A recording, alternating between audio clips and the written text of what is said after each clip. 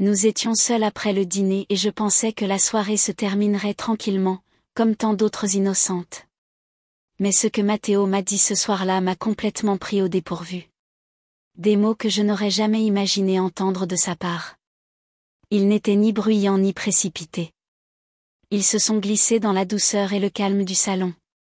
Mais ils ont eu suffisamment de poids pour changer ma façon de le voir et peut-être même ma façon de me voir. Parfois, la vie vous place dans des moments où l'air est chargé de non-dits et une fois exprimé, il est impossible de revenir en arrière. C'était une de ces soirées. Bonjour à tous. Avant de commencer, dites-moi dans les commentaires depuis quelle ville vous nous regardez ce soir. J'aime toujours voir d'où vous nous regardez. J'ai l'impression de partager ces moments de ma vie avec des amis du monde entier.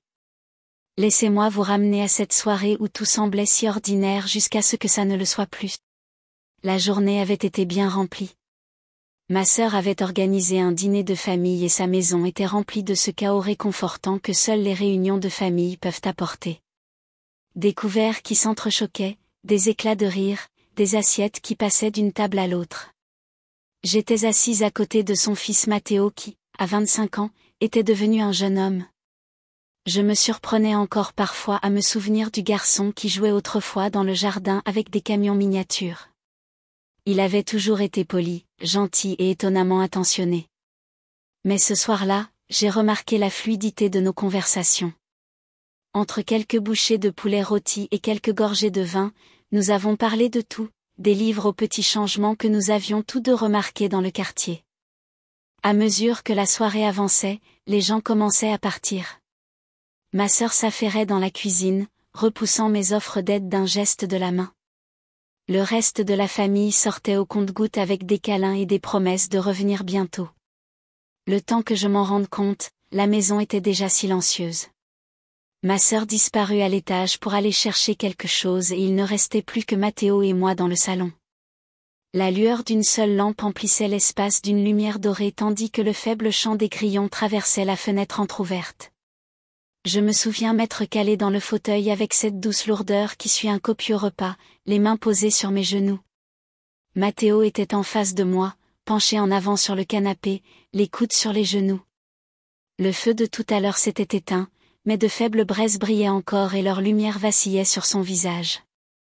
Pendant un instant, j'ai pensé qu'il allait simplement bavarder, peut-être me demander si je voulais encore du thé, mais au lieu de cela, il est resté assis là tranquillement, comme s'il rassemblait son courage pour quelque chose de plus sérieux. Le silence n'était pas gênant, mais il était chargé d'une tension subtile, comme si nous savions tous les deux qu'un non-dit planait entre nous. Je me suis légèrement déplacée, repoussant une mèche de cheveux derrière mon oreille et je lui ai souri pour l'encourager. On dirait que tu as quelque chose en tête, ai-je dit doucement. Il a levé les yeux et lorsque ses yeux ont croisé les miens, il y a eu une gravité qui m'a prise au dépourvu. Je le veux, a-t-il dit. Sa voix était basse, ferme, mais ses doigts s'agitaient légèrement. Je n'avais pas prévu de dire ça ce soir, mais je ne sais pas quand j'en aurai à nouveau l'occasion. Ces mots ont fait battre mon cœur plus vite sans que je sache pourquoi.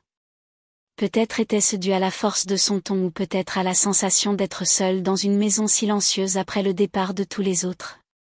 Le monde entier semblait se réduire à nous deux dans cette pièce. Je me suis légèrement penchée. La curiosité piquait. Qu'est-ce qu'il y a, Matteo, ai-je demandé d'une voix calme, mais intérieurement, une bouffée d'impatience inattendue m'a envahi. Il a hésité, s'ouvrant et se refermant comme s'il choisissait soigneusement chaque mot. Tu as toujours été quelqu'un à qui je pouvais parler, a-t-il commencé, ses yeux ne quittant jamais les miens. Quelqu'un qui m'écoute, qui me voit vraiment. Et je ne sais pas comment l'expliquer, mais être avec toi est différent. C'est significatif. Ces mots flottaient entre nous, délicats mais puissants. Pendant un instant, je suis restée muette. Je ne m'attendais pas à une chose pareille, pas de sa part. Mon esprit s'emballait, cherchant la bonne réponse, tandis que mon cœur battait la chamade, mêlant surprise, confusion et d'autres choses que je n'arrivais pas encore à assimiler.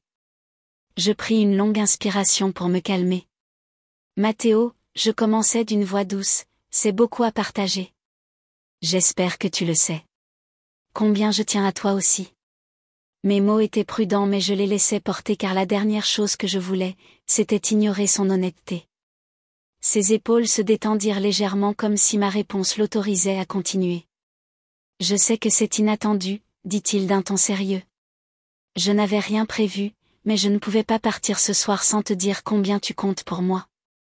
Sa façon de le dire, sans précipitation, sans dramatisation, juste honnête, réveilla quelque chose au plus profond de moi. Je repensais à toutes les fois où il s'était attardé un peu plus longtemps dans la conversation, à sa façon de toujours remarquer les petits détails qui manquaient aux autres. J'avais peut-être balayé ces moments sous prétexte de simple gentillesse, mais maintenant, sous la douce lumière de la lampe, je me demandais si j'avais ignoré les signes de quelque chose de plus profond. Je me suis retrouvée à l'observer différemment à cet instant. La détermination de sa mâchoire, la fermeté de son regard, la vulnérabilité qu'il s'autorisait à afficher. Ce n'était pas le garçon dont je me souvenais, c'était un homme debout sur ses propres terres, supportant les siennes avec un courage tranquille qui m'a rendu humble. Mes mains et moi les avons jointes, ancrées dans l'instant présent. Tu as toujours eu un don pour les mots, dis-je doucement en lui adressant un léger sourire. Mais ça, je ne l'avais pas vu venir. Il rit nerveusement en se frottant la nuque. Moi non plus, je ne l'avais pas vu venir, admit-il. Je savais juste que je devais le dire. La pièce me parut alors plus petite, plus chaleureuse, comme si les murs eux-mêmes s'inclinaient pour assister à notre échange. Dehors, la nuit continuait, mais à l'intérieur, le temps était suspendu. Je sentais le poids de sa confession se poser doucement sur moi et dans ce silence, quelque chose en moi se transforma. Pas une réponse, pas encore, mais une ouverture, un espace de réflexion, de curiosité, de possibilités que je n'avais pas envisagées auparavant. C'est ainsi que la nuit se déroula lentement, tendrement, avec des mots qui resteraient gravés en moi. Je restais dans mon esprit longtemps après mon retour à la maison. Je ne savais pas encore ce que tout cela signifiait, ni où cela me mènerait, mais j'étais certaine d'une chose. Le silence après le dîner s'était transformé en quelque chose que je n'oublierai jamais.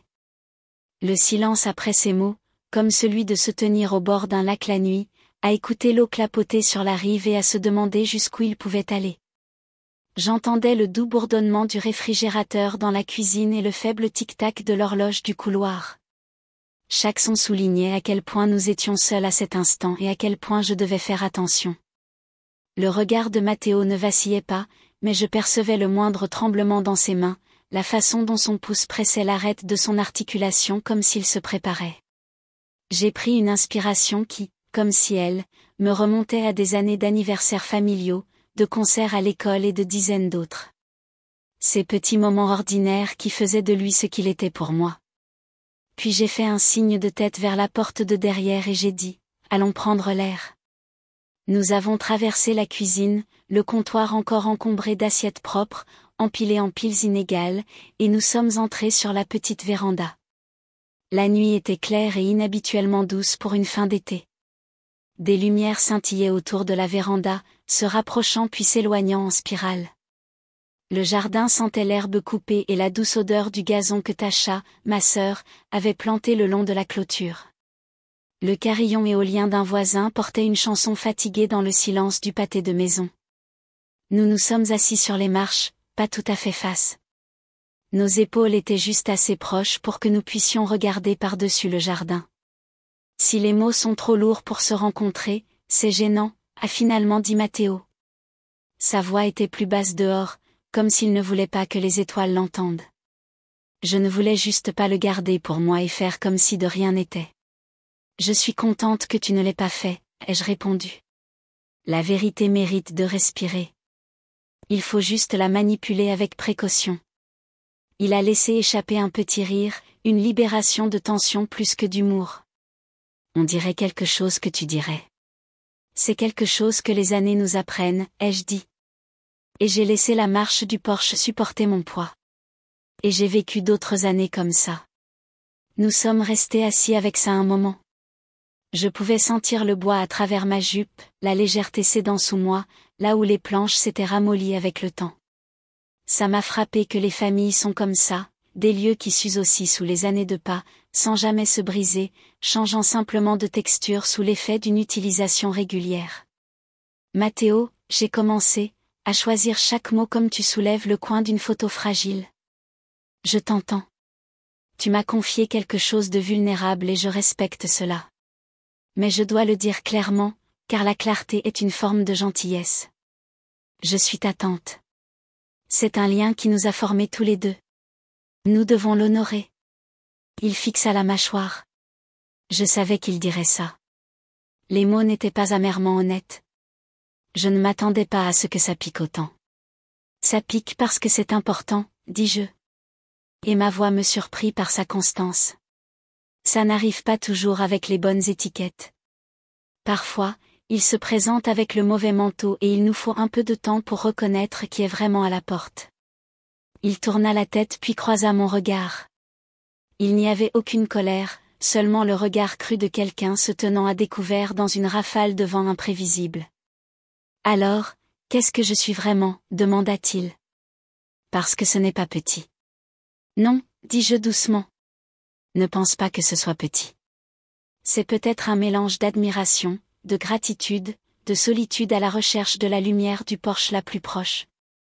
C'est peut-être le réconfort d'être vu que le cœur confond parfois avec autre chose. Et peut-être qu'une part de toi-même aspire à être différente de ce que tu étais et que tu aspires à la personne qui t'a toujours dit que tu pouvais être. Il déglutit. Quand tu le dis comme ça paraît moins étrange. Ce n'était jamais étrange, dis-je, juste humain. Les mots semblèrent détendre quelque chose en lui. Il frotta ses paumes l'une contre l'autre puis les posa à plat sur ses cuisses sans crainte.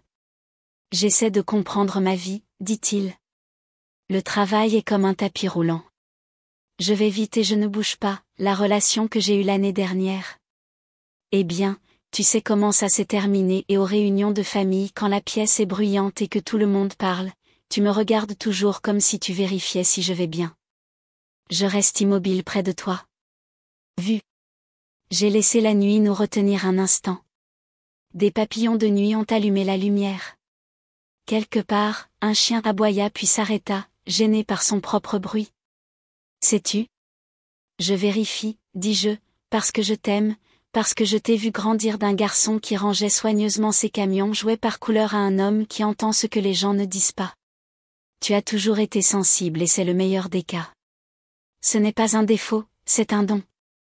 Il a juste besoin d'être bien entretenu comme un instrument solide qui a encore besoin d'être accordé. Il rit doucement. Tu as toujours une métaphore prête. C'est mon âge qui se fait sentir, l'ai-je taquiné. Et il a souri de ce sourire sincère qui fait qu'un visage ressemble brièvement à celui d'il y a des années. Nous avons continué à parler, non pas précipitamment, mais comme deux personnes enfilant une aiguille ensemble sous une lumière douce.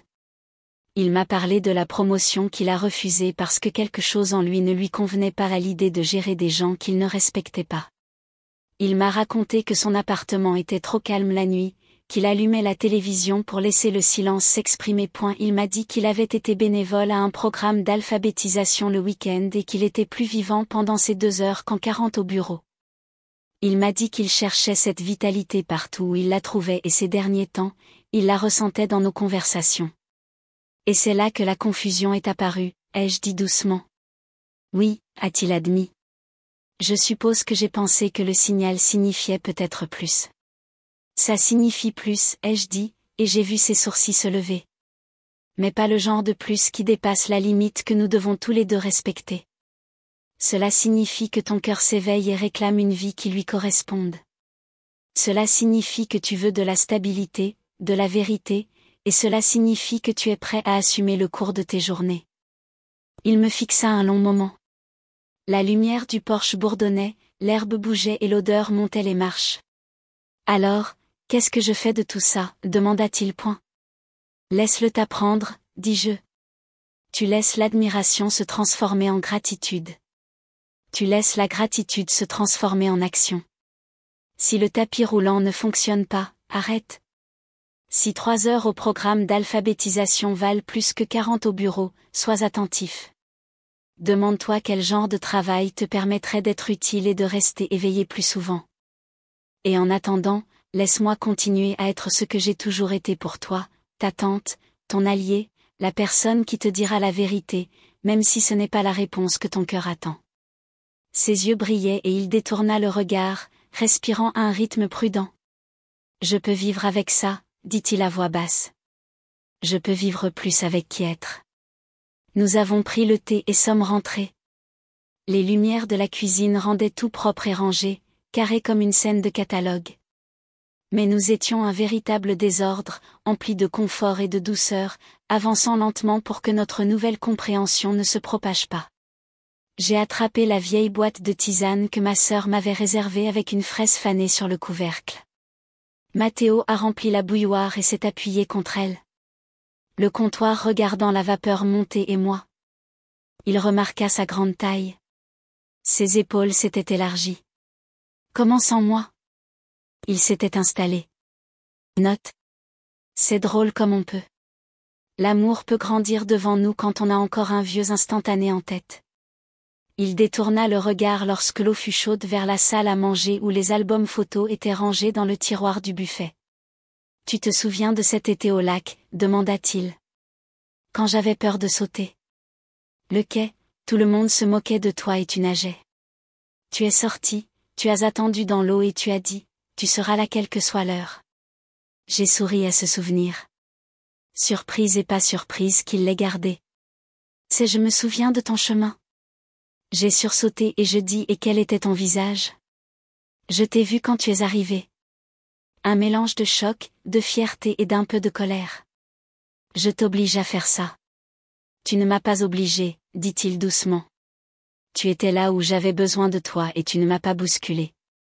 La bouilloire a fait un petit clic, un petit signe de ponctuation. J'ai versé l'eau et je l'ai posée. La tasse sur la table. Elle sentait le thé, camomille et peau de pomme. Le genre d'odeur qui vous dit quelque chose de lourd qu'il porte. Nous plaisantons dans ce silence, pas vide mais plein de confiance. Après quelques minutes, il reprit la parole. Je pense que je devrais parler à quelqu'un. Salut. J'ai parlé à un conseiller des parties de lui qui me concerne vraiment et pas toi. Je pense que c'est sage, ai-je dit. Courage, ce n'est pas seulement une question de grands pas, c'est une question de pas réguliers dans la bonne direction. Il hocha la tête puis me regarda comme s'il se demandait s'il devait poser une autre question. Tu crois que je devrais te le dire? À propos de ce soir, maman? J'ai réfléchi à la meilleure façon de répondre. Tu ne lui dois rien, ta météo intérieure, dis-je. Mais tu peux lui partager les prévisions. Fais-lui savoir que tu penses à elle. Fais-lui savoir que tu ressens les changements. Soutiens-toi. Elle t'aime à sa façon et même si elle ne sait pas toujours comment. Debout dans l'eau avec toi, elle voudra te regarder flotter. Elle eut un sourire en coin un peu soulagé. Tu fais des choses. Le son est possible. Ce n'est pas facile, dis-je. Juste possible. Il y a une différence, mais elle fait une différence. La nuit autour de nous était mince, un peu tardive comme si même la maison semblait endormie. Nous avons lavé nos tasses et sommes partis. Les avons rangées dans l'égouttoir. Il m'a emmené. La porte et la lumière du porche l'ont doré. Nous ne nous sommes pas serrés dans les bras tout de suite. Nous sommes restés là, reconnaissant la ligne qui nous séparait du milieu. J'ai franchi le pas. Puis il s'est avancé et nous nous sommes serrés dans les bras. Une véritable accolade familiale du thé, le genre d'accolade qui dit « je te vois et je vis ». Il n'y avait rien de compliqué, juste de la gratitude et la promesse que nous n'aurions pas à nous parler. Merci, a-t-il dit contre mon épaule, de ne pas l'avoir transformé en quelque chose qu'il n'est pas, de ne pas m'avoir transformé en quelqu'un que je ne suis pas, merci, ai-je répondu, pour m'avoir confié la vérité. Je suis rentré chez moi à pied par les rues presque désertes. La ville était inondée de petites lumières par le long fil sombre. L'autoradio m'accordait à la fin d'une chanson que je ne connaissais pas. Dans une lumière rouge, j'ai regardé mon visage dans le rétroviseur. Le temps s'était adouci, des endroits où les rires s'étaient rassemblés et j'ai une stabilité inattendue. La vieillesse avait fait des ravages, mais elle m'avait aussi donné une boîte à outils. Je ne savais pas que je construisais, la patience, la clarté, la confiance d'un non sans excuse et la tendresse d'être présent lorsque quelqu'un avait besoin d'un endroit pour alléger son fardeau. Quand je suis entrée, la maison m'a serré contre elle. Silencieusement, j'ai enlevé mes chaussures à la porte, comme je le fais toujours, et j'ai rangé mon sac à main sur la table d'entrée avec le petit bol en verre de plage que j'ai collectionné. Chaque morceau était autrefois tranchant, puis patiné par le temps et attaché et il est devenu suffisamment souple pour être tenu. J'ai passé mes doigts sur le verre et j'ai réfléchi que les gens ne sont pas si différents.